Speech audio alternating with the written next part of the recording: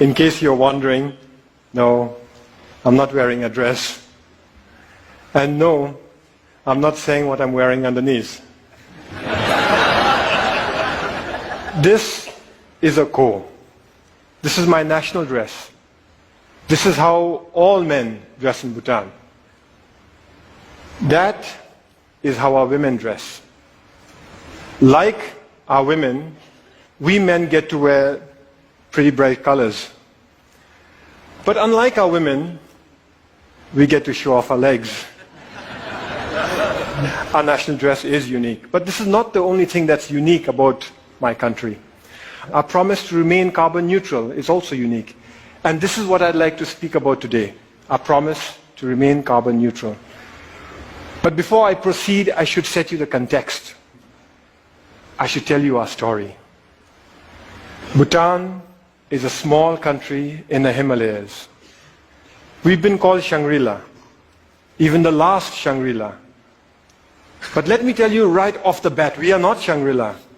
My country is not one big monastery populated with happy monks.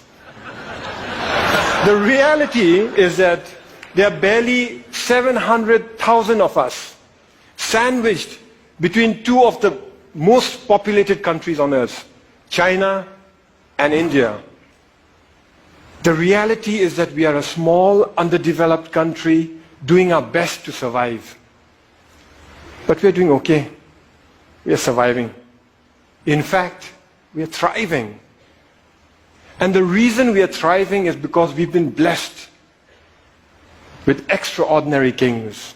Our enlightened monarchs have worked tirelessly to develop our country, balancing economic growth carefully with social development, environmental sustainability, and cultural preservation, all within a framework of good governance.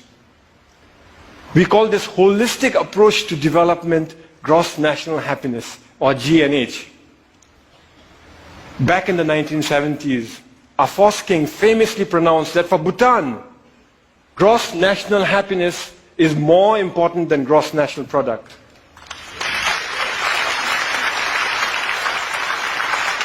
Ever since, all development in Bhutan is driven by GNH, a pioneering vision that aims to improve the happiness and well-being of our people. But that's easier said than done, especially when you're one of the smallest economies in the world. Our entire GDP is less than $2 billion. I know that some of you here are worth more individually than the entire economy of my country. So our economy is small. But here's where it gets interesting. Education is completely free.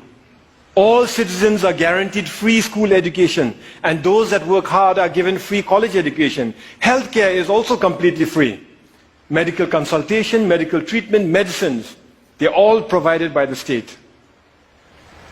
We manage this because we use our limited resources very carefully, and because we stay faithful to the core mission of GNH, which is development with values.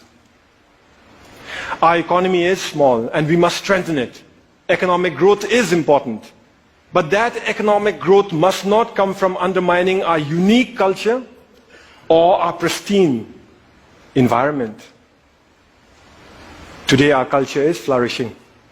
We continue to celebrate our art and architecture, food and festivals, monks and monasteries.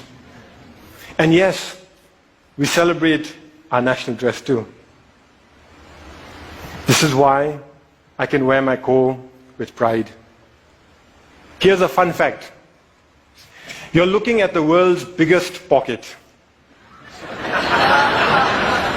It starts here, goes round the back, and comes out from inside here. In this pocket, we store all manner of personal goods, from phones and wallets to iPads, office files, and books. But sometimes even precious cargo. So our culture is flourishing, but so is our environment. 72% of my country is under forest cover. Our constitution demands that a minimum of 60% of Bhutan's total land shall remain under forest cover for all time.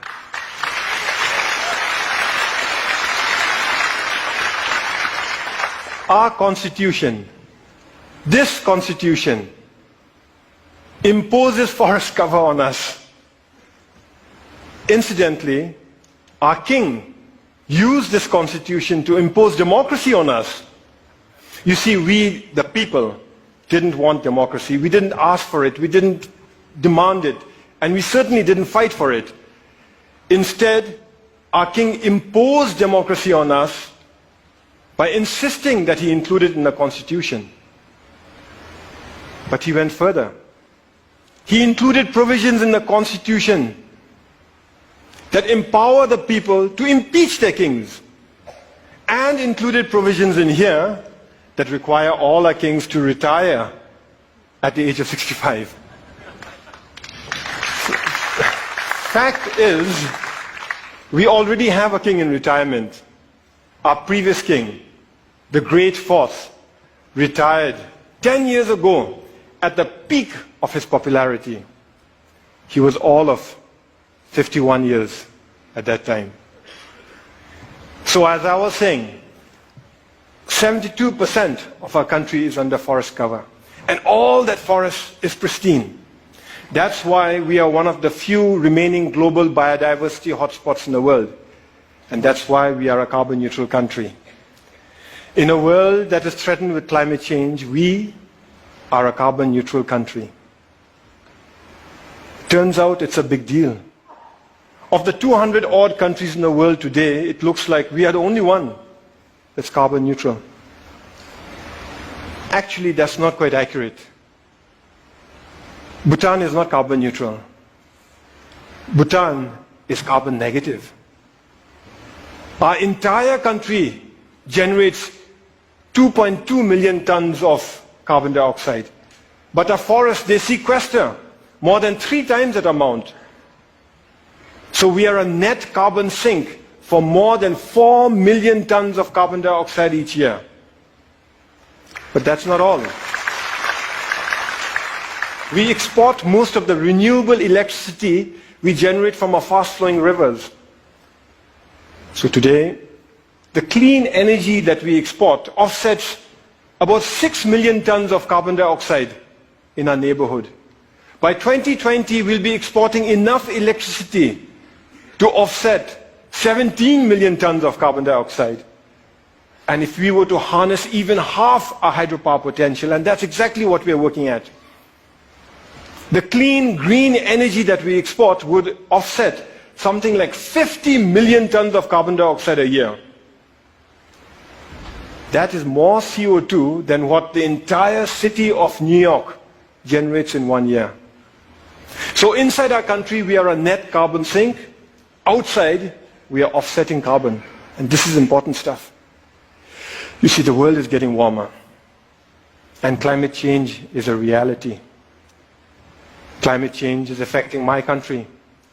Our glaciers are melting, causing flash floods and landslides, which in turn are causing disaster and widespread destruction in our country. I was at that lake recently. It's stunning. That's how it looked 10 years ago. And that's how it looked 20 years ago. Just 20 years ago, that lake didn't exist. It was a solid glacier. A few years ago, a similar lake breached its dams and wreaked havoc in the valleys below.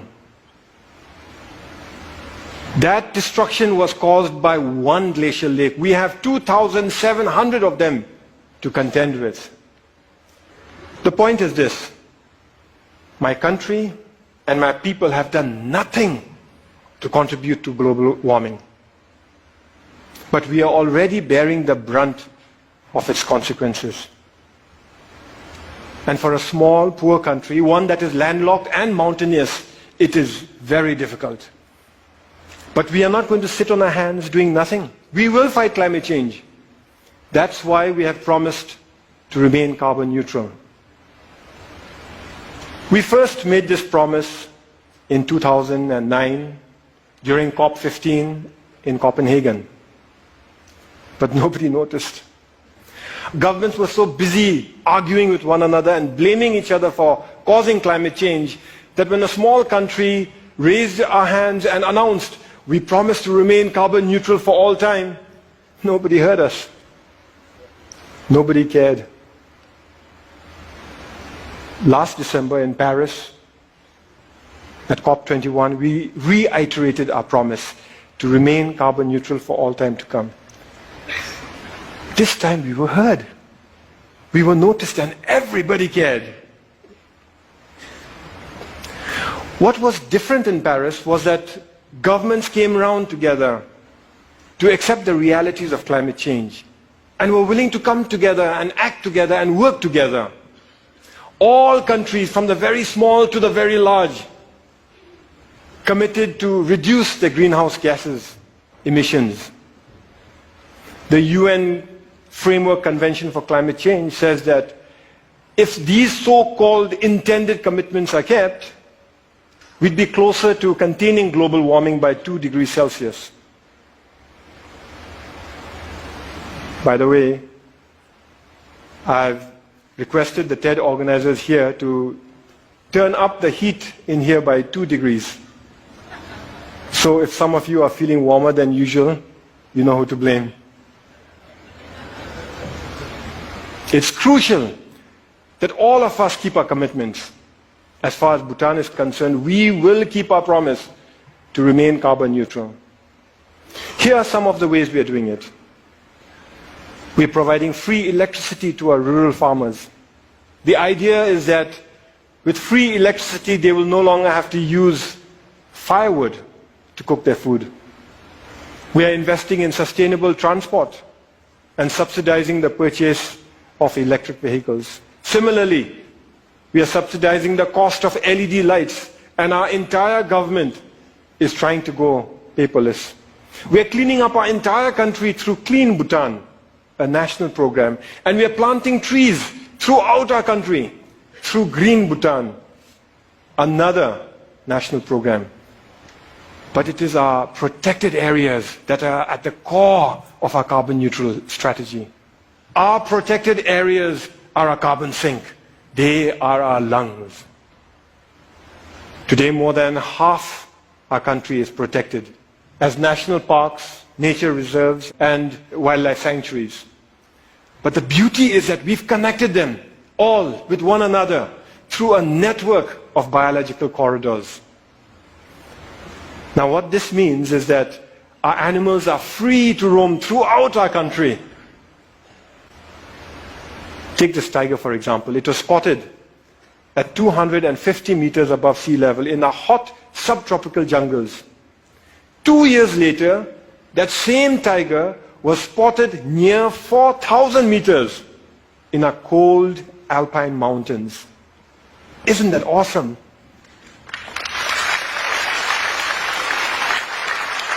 We must keep it that way. We must keep our parks awesome. So every year we set aside resources to prevent poaching, hunting, mining, and pollution in our parks, and resources to help communities who live in those parks manage their forests, adapt to climate change, and lead better lives while continuing to live in harmony with Mother Nature. But that is expensive. Over the next few years, our small economy won't have the resources to cover all the costs that are required to protect our environment. In fact, when we run the numbers, it looks like it'll take us at least 15 years before we can fully finance all our conservation efforts. But neither Bhutan nor the world can afford to spend 15 years going backwards. This is why His Majesty the King started Bhutan for Life. Bhutan for Life gives us the time we need. It gives us breathing room. It is essentially a funding mechanism to look after our parks to protect our parks till our government can take over on our own fully. The idea is to raise a transition fund from individual donors, corporations and institutions. But the deal is closed only after predetermined conditions are met and all funds committed. So multi-party, single closing, an idea we borrowed from Wall Street. This means that individual donors can commit without having to worry that they'll be left supporting an underfunded plan. It's something like a Kickstarter project, only with a 15-year time horizon and millions of tons of carbon dioxide at stake. Once the deal is closed, we use the transition fund to protect our parks, giving our government time to increase our own funding gradually till the end of the 15-year period. After that, our government guarantees full funding forever. We're almost there. We expect to close later this year. Naturally, I'm pretty excited.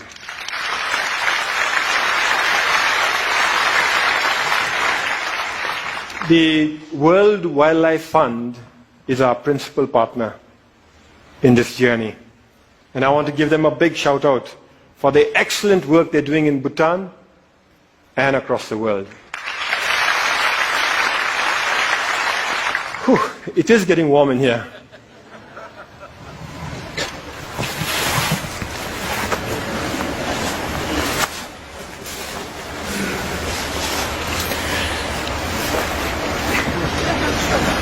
I thank you for listening to our story. A story of how we are keeping our promise to remain carbon neutral. A story of how we are keeping our country pristine for ourselves, our children, for your children and for the world. But we are not here to tell stories, are we?